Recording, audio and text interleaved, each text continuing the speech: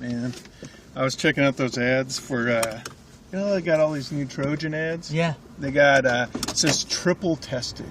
And I was thinking, why would you want to buy something that has been used 3 times? I mean, that's just fucking creepy, man. I don't think that's the way it is. I could be wrong, though. I don't know. Hey, guys. Hey, what's up? This is Brian. Jesse. You're watching MMA the hard way in the car. Dude. Yeah. Fuel delivered. Yep. Quick recap of UFC on Fuel. But, man, oh, man, we got probably the biggest card of the year happening this Saturday. Yep. UFC 154. So, wow. Kung Lee versus Rich Franklin. I never saw that coming, honestly. I was like, what? What happened? All of a sudden he's on his ass. I mean, on his face. He literally was. I mean, if stone cold out. Wow. I mean, on his feet. That was like the Crocaw knockout where it was just like... Zombie just fell, I mean, that really caught me by surprise. Also, Thiago Silva submission, he pulled it deep out of the bag because the way I saw it, he was getting outstruck big time. Yeah. And that he pulled that submission and saved him. He got those holes in his game. Yeah, his defense was, I'm going to put my gloves in front of my face and walk backwards until I hit the cage. And you know what? I mean, I dig Thiago Silva. Oh, I met you. He's a beast. I love watching him fight. He basically, he got away from American, he said that he just felt he wasted time and he was now with the Blackzilians. So it's going to be interesting with him and Rashad now in the same place. And then, of course, the fight of the night, Gomi Danzig. Really good fight. Boy, I tell you, Danzig. One thing I like about Danzig is his frame and his footwork. Mm-hmm. It's like he's just like this guy that's like he's just constantly in a great position.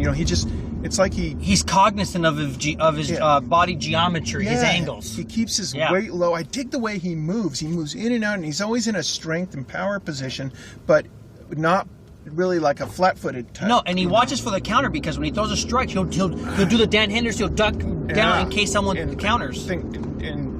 Dominic Cruz has had some really good things to say. I think as well on some of that stuff. And so it was really good stuff. So so George St-Pierre Condit. Oh man, I gotta say, I thought when GSP and Jake Shields fought, I thought that was the welterweight fight of the century. Yeah. Finally, the 2 greatest guys, blah, blah, blah. Not even close. I mean, they hyped up Koscheck GSP. Yeah. And I thought that was great. No. This one, Condit, dude, legit. Yeah. There's nothing. I mean, the guy's been slaying. He hasn't been decisioning people. He's been slaying everyone. He's been laying the leather. You know what? The GSP and Shields just was afraid to pull the trigger, and that just cost him. Koscheck, look at the eye. That's all you gotta say. That jab just messed him up from the get-go. This one, I don't see it happening like that. The fact that they're talking about GSP as being better than he was, I'm thinking, wow. Speed, strength, agility, balance. I mean, maybe what are they? There's some secret stuff. Are they working on angles that he didn't have? Well, you know what? I mean, that they're from the same camp, so even though they've never technically trained together, they've had to know each other's weaknesses, and it's almost like a Rashad. Sparred together. It's almost like Rashad Evans and John Jones again. Mm-hmm. Almost. Now remember, GSP 1.0 was pre-knockout. GSP 2.0 was post-knockout. Yep. So we're in essence getting GSP 3.0. So it's like this guy's almost pretty much redefined himself. Like this is his 3rd time. Yeah. And I'm really curious to see how this is going to pan out. Is Condit going to do the same stick and move like he did with Diaz, afraid of commit to the striking, or what's going to happen? And they both got. Here's the thing. They both got tons of tape. There's tons of tape on both of them. And, Yeah, I mean, a lot of tape on both of them. You know, they've been studying each other's holes very, very, very carefully. I'm actually going to watch this one in the theaters. They've got nice. Fathom That's events right. You were telling me about set that. up, and if you find yourself in Orange County, come to Aliso Viejo, and we're going to try to have fighters out there signing autographs and whatnot. And Nice. It should be pretty cool. The other fight that's really intrigued me on this is Catman Hendricks. Oh boy, yeah, that's a contendership fight right there. I think the winner of that fight could it could pan out where they could fight the winner of between St-Pierre and Condit, or remember who's warming up in the seats. You got Diaz. He's gonna come off a suspension in February. That's right around Super Bowl weekend. You know, that's when Machida and Henderson are gonna meet up. You also have possibly, you never know how decisively BJ might beat McDonald or vice versa. Yeah, that's right. So the 170 is getting pretty interesting. I could almost see the winner of BJ Penn or McDonald fighting, the winner of this of Catman and Hendricks, and then who knows, maybe the winner of that might fight Diaz, because Diaz, whether you like it or not, he's still a contender. He's still there. He's legit. A lot of people argued that they should have given Diaz the belt because he was a much more aggressive one, but Condit was just smarter. He had a better game plan. Hindsight, if Diaz would have gotten a belt, it would have threw a monkey wrench because he tested positive for 420. Yeah. So I'm really excited about these two fights. How do you see it panning out, Condit and Condit and George St-Pierre? You think it's just going to be a quick or a war? The thing is I don't think. Unfortunately, as great as it's going to be, I think it's going to be a fight that's so great, it's going to be a decision. I think they're going to balance each other. I think they're going to be, balancing and countering perfectly, and I just don't see it going to a finish. It's just one of those fights, sometimes it's just like that, and I love. Part of me wants to say, "Oh man, maybe George is going to get the head kick knockout." And, I don't know. I see this fight really. I really can't see which way or the other. Is Condit going to win by split decision or unanimous because he's a stick and move, or is George St-Pierre going to come back and make a statement? Try and make a statement like, I'm gonna try and. I'm off a long layoff. I'm going to come back and try and knock someone out, to basically knock out two birds with one stone, get my belt back. I don't think Condit's going to lay back. I think he's going to be very aggressive. He got ostracized and criticized for not committing to Diaz. A lot of people, when they saw that fight, they said, wait a minute, that's not the Condit that we know. So I think it's going to be a clash. I think it's going to be a war. How is George going to go up against an aggressive striker that has the speed and agility to maybe stay away from his jab, and also a very surgical striker. If Condit wants to hit you in a certain place, he's got those combinations, and he throws not only combinations with his hands, but he throws. I've seen him do 1, 2, 3, kick 1, 2. Where he's throwing multiple strikes, and then he'll throw a kick in there, and he'll keep on throwing strikes. How do you see Catman Hendricks? Boy, oh boy.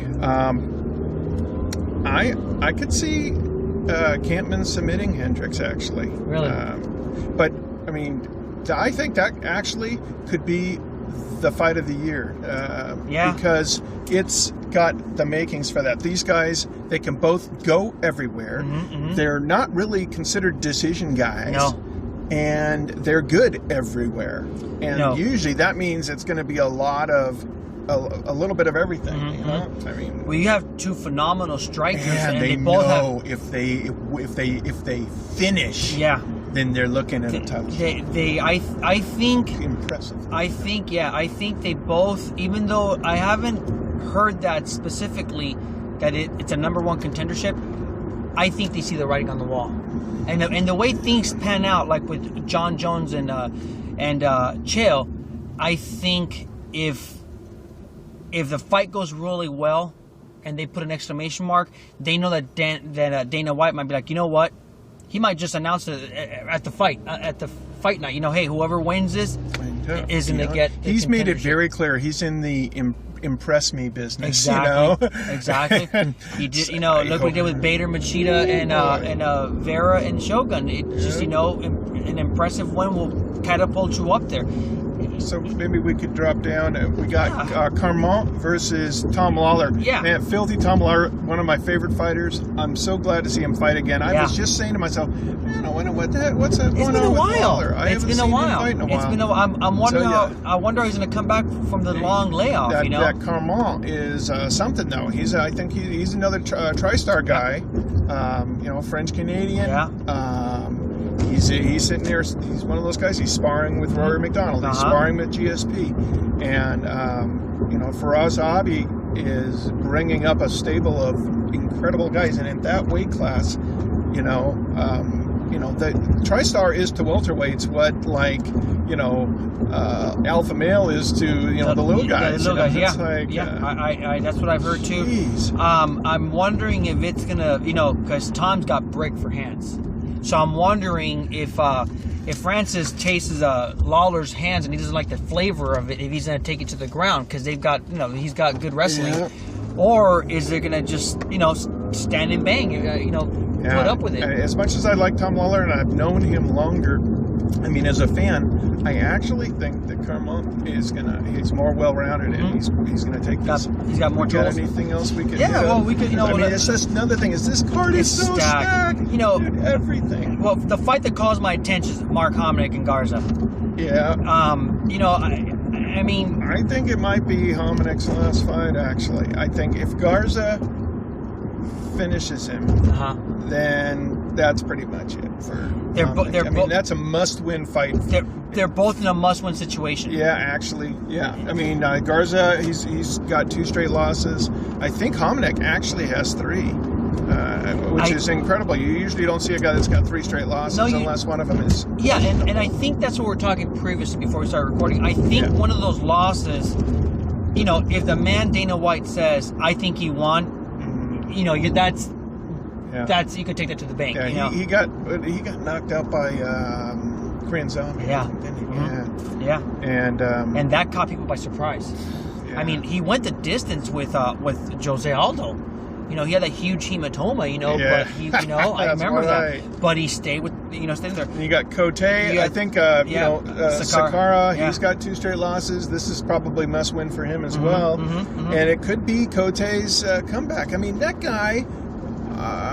If his knee hadn't have gone out when he was fighting Anderson Silva, I was wondering what that 3rd round was going to look like. He was doing really good in the 1st and 2nd round, and then you know that knee, like you said, just you know give out.